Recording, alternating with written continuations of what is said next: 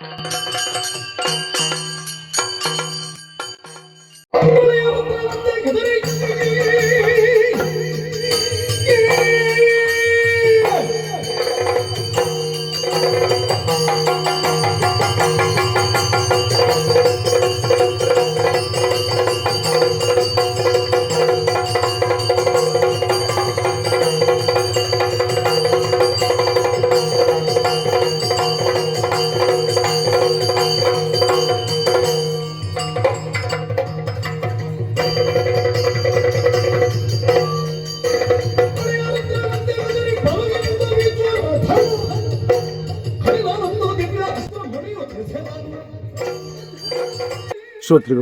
ಯಕ್ಷಗಾನ ಪ್ರಿಯರಿಗೆ ನಮಸ್ಕಾರ. ಈ ವರ್ಷ ಹನುಮರಿ ಮೇಳದ ನೂತನ ಪ್ರಸಂಗ ವರ್ಣಪಲ್ಲಟ. ವರ್ಷವೂ ನಮ್ಮ ಯಜಮಾನರಾದಂತಹ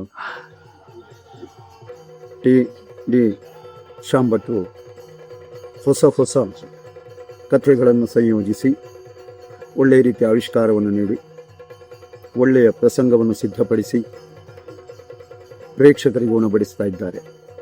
ಹಾಗೆ ಈ ವರ್ಷದ ಪ್ರಸಂಗವು ಹಾಗೆ ಕಡೆಯಲ್ಲಿಯೂ ಪ್ರೇಕ್ಷಕರು ತುಂಬಿ ತುಳುಕಾಡ್ತಾ ಇದ್ದರು. ಎಲ್ಲ ಕಡೆಯಿಂದಲೂ ಮೆಚ್ಚುಗೆಯ ಮಾತನ್ನು ನಾವು ಕೇಳ್ತಾ ಇದ್ದೇವೆ.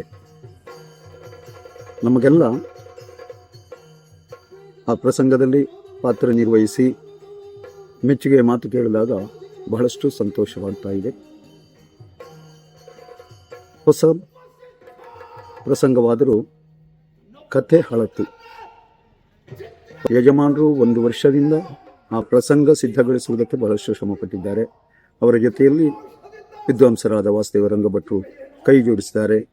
ಹಾಗೆಯೇ ಮುಗಿಬಿಟ್ಟು ಪ್ರಸಾದ್ ಭಾಗವತರು ಪದ್ಯ ರಚನೆಯನ್ನು ಮಾಡಿದ್ದಾರೆ. ಒಳ್ಳೆಯ ಸಾಹಿತ್ಯದಿಂದ ಕೂಡಿದಂತಹ ಪದ್ಯ.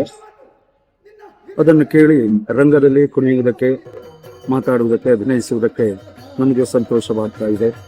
ಈ ವರ್ಷದ ನನ್ನ ಪಾತ್ರ ಕೌಶಿಕ.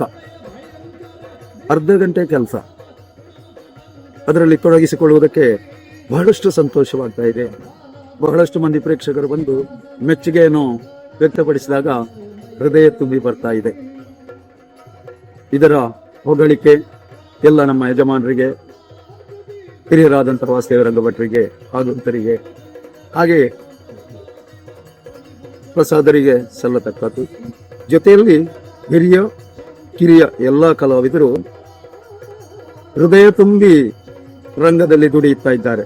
ಆದ ಕಾರಣವೇ ಪ್ರಸಂಗ ಕಳೆಯಿರುವುದಕ್ಕೆ ಸಾಧ್ಯವಾಯಿತು. ಖಂಡಿತವಾಗಿಯೂ 100 ಪ್ರದರ್ಶನ ಈ ತಿರುಗಾಟದಲ್ಲಿ ಆಗಿಯೇ ಆಗ್ತದೆ ಎನ್ನುವಂತಹ ಭರವಸೆ ಇದೆ. ಇದರಲ್ಲಿ ತೊಡಗಿಸಿಕೊಂಡ ಎಲ್ಲರಿಗೂ ಭಗವಂತ ಆಯುಷ ಆರೋಗ್ಯ ಭಾಗ್ಯವನ್ನು ನೀಡಲಿ. ಯಕ್ಷಗಾನ ಇದೇ ರೀತಿ ಮೆರೆಯಲಿ ಅಂತ ಹೇಳುತ್ತಾ ನನ್ನ ಮಾತಿಗೆ ವಿರಾಮ ಹೇಳ್ತೇನೆ. ಯಕ್ಷಗಾನ ಗೆಲ್ಲದೆ. ತುಂಡನ್ನು ಎತ್ತಿ ಹಿಡಿದು ಹೆದರಿಸ್ತೇನೋ ಅದನ್ನು ಕಂಡು ಈ ಕ್ಷೇತ್ರವನ್ನು ಬಿಟ್ಟು ಮತ್ತೆಲ್ಲಾದರೂ ಪಲಾಯನ ಮಾಡ್ತೇನೆ ಅಂತ ತಿಳಿದೇನು? ವೀರಕ್ಷತ್ರಿಯ ನಾನು. ನನ್ನ ಧಮನಿಗಳಲ್ಲಿ ಹರಿಯುತ್ತಿರುವುದು ವೀರಕ್ಷಾತ್ರಿಯ ರಕ್ತ. ದಾರಿಯಲ್ಲಿ ಹೋಗುತ್ತಿರುವಂತಹ ಕಟ ಸರ್ಪದ ಹೊಡೆಯನ್ನು ಕಾಲಿಂದ ತುಳಿದು